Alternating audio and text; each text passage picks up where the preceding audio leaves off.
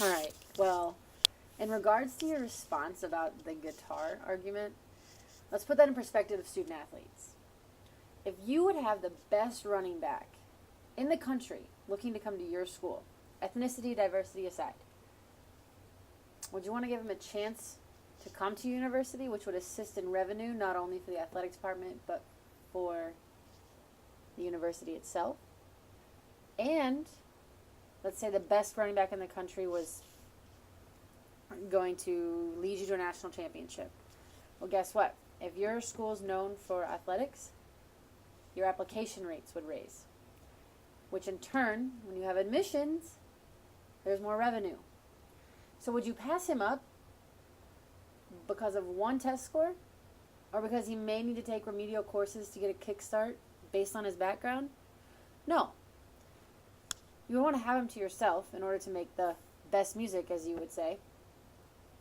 And if you're talking about producing the best students that you can as a university, then look at it as students are the ones who need someone to take a chance on them and admit them to your university.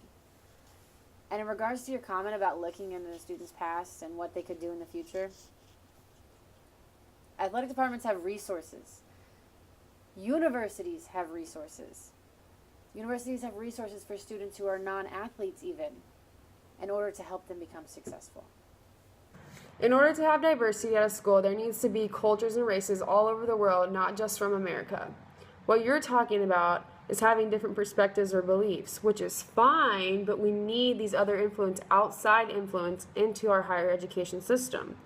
Even though these people you're referencing are from different places, like small town farm Iowa, or a huge city like Chicago, doesn't mean they're not Americanized. Of course, everyone has different perspectives and there will be differences at the university, but these students would know nothing more than their American ways.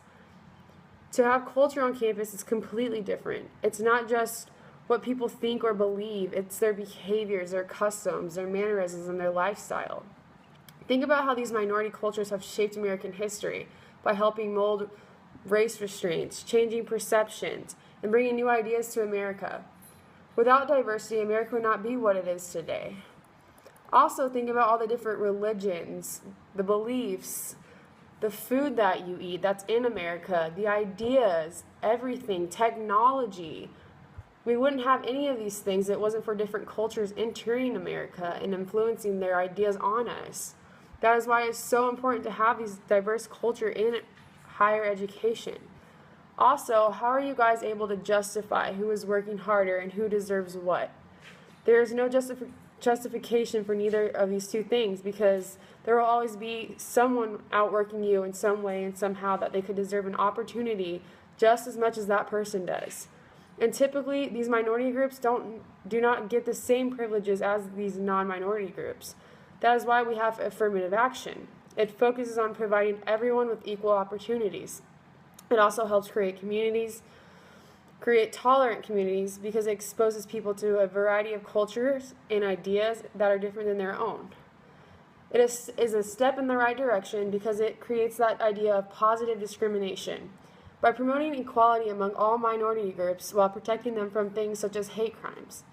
If we were to remove affirmative action, it can make matters worse, not only in colleges but in the workplace. I'm not saying it's going to go back how it used to be in American history, because racism and discrimination will always be around. But getting rid of something that's positive and protects people is not a great solution. And when referring back to athletics, what I talked about earlier in my first go around, think about how many scholarships NCAA gives out to all kinds of student athletes, promoting affirmative action, basically giving people an opportunity.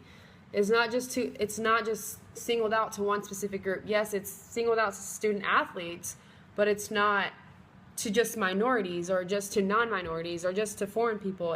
I mean, there's all kinds of scholarships, grants, and awards that these student athletes can apply for.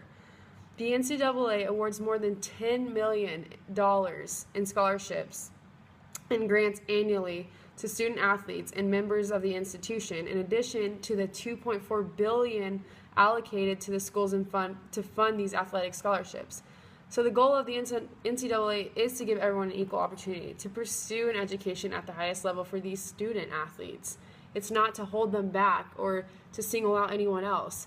We need athletics to bring in all these different types of people and to bring in that culture that we need in these schools because it is necessary.